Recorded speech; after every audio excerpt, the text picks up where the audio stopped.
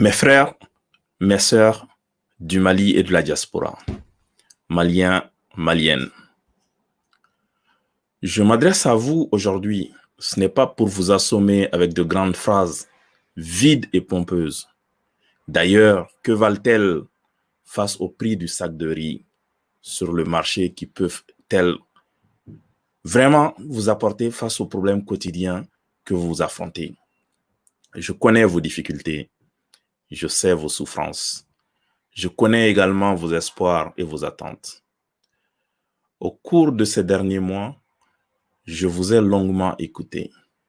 J'ai écouté le jeune Oumar et ses camarades qui me parlent de ses difficultés et de ses espoirs.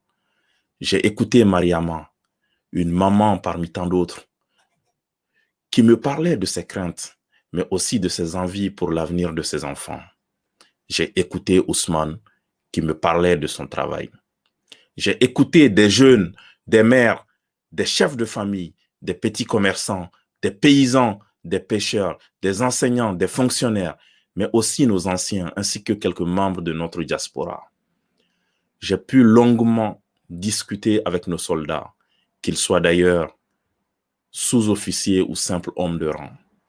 Et j'ai ressenti dans tous ces échanges de grandes interrogations sur l'avenir de notre pays, ainsi qu'un formidable courage.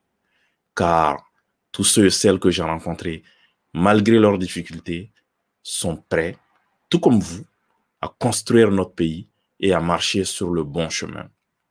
Vous m'avez dit, nous ne voulons pas revenir dans le passé, nous ne voulons plus du chaos, nous ne voulons plus que notre Mali soit à genoux. Nous voulons des leaders dignes de ce nom, intègres et visionnaires. Nous ne voulons plus de cette image affligeante de notre pays en Afrique et surtout à l'international. Vous m'avez dit, nous voulons la paix, la stabilité. C'est enfin fini la division. Nous voulons aller de l'avant. Nous voulons améliorer notre quotidien. Nous voulons un pays rayonnant. Mes frères, mes sœurs, je vous ai écouté. Et si je suis là aujourd'hui devant vous, c'est pour vous dire simplement et humblement en quelques mots que notre pays va mal. 2020 fut une année particulièrement difficile. La crise économique mondiale déclenchée par le coronavirus n'a rien changé. Les défis restent toujours les mêmes d'ailleurs. Il nous faut ramener la paix sur notre territoire, combattre toutes les exactions barbares, quels que soient ceux qui les commettent.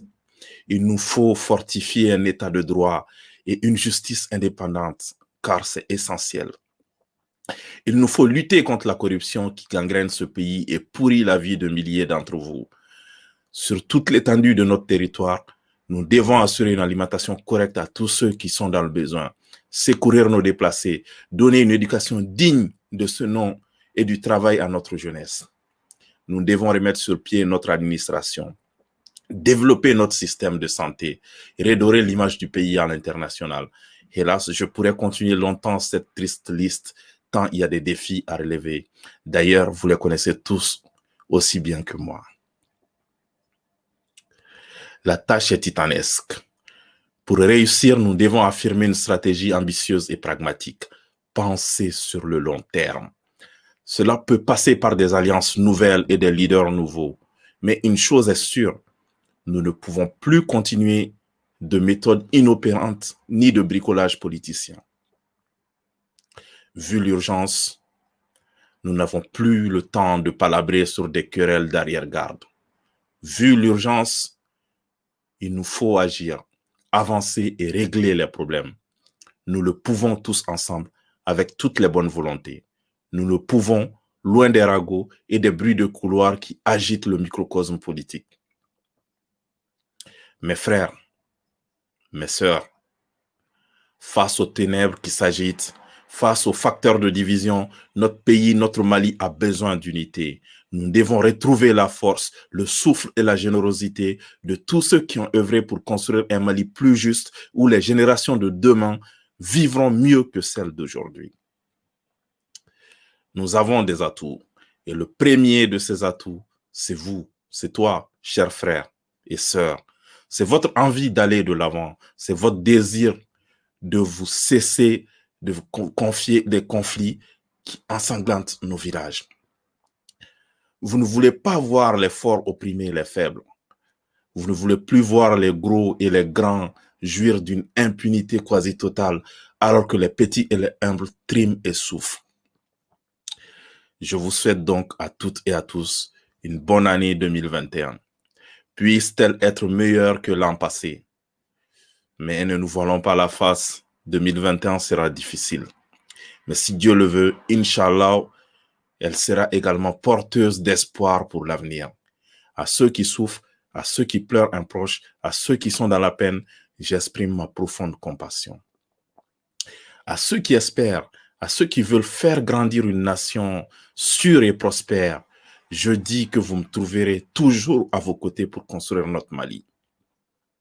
J'adresse enfin mes condoléances attristées à la famille de Soumaïla Cissé, cet homme d'exception, ce grand Malien qui toute sa vie a lutté pour faire de son pays un grand pays.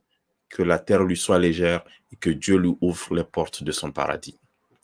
Mes frères, mes sœurs, dans les semaines qui viennent, j'aurai l'occasion de revenir m'adresser à vous directement. Il en va de ma responsabilité. Je crois dans notre pays et je crois au peuple malien. Je crois au sursaut malien. À un grand effort, juste, dirigé par des leaders intègres et responsables, proposant un véritable projet pour sortir le Mali de l'ornière. Je crois en ce Mali. Car le Mali que vous voulez, le Mali que je veux, est un Mali qui n'oublie personne. Un Mali solidaire, un Mali fier et fort, et non pas la caricature de lui-même. Un Mali débarrassé de cet art. La solidarité est la condition de notre développement. Quand il est question de l'avenir du pays, il n'y a pas de Malinké, de Peul, de Soninké, de Dogon, de Touareg, de Soraï. Il n'y a que des Maliens. Même si la situation est difficile, même si l'avenir semble incertain, j'ai foi dans notre peuple et sa capacité à faire pour dépasser les discordes stériles et surtout aller de l'avant. Aujourd'hui, plus que jamais, nous avons besoin de voir advenir ce sursaut malien, de voir le Mali avancer dans la voie d'un véritable développement qui profite à tous et non plus à quelques-uns, de voir notre nation retrouver sa place et son rang en Afrique. Il est de notre devoir, chacun à notre niveau, de nous atteler à cette tâche. Elle sera rude, mais elle est exaltante. Nous le devons à nos pères fondateurs, à tous ceux qui ont lutté et cru en un pays de paix et de prospérité.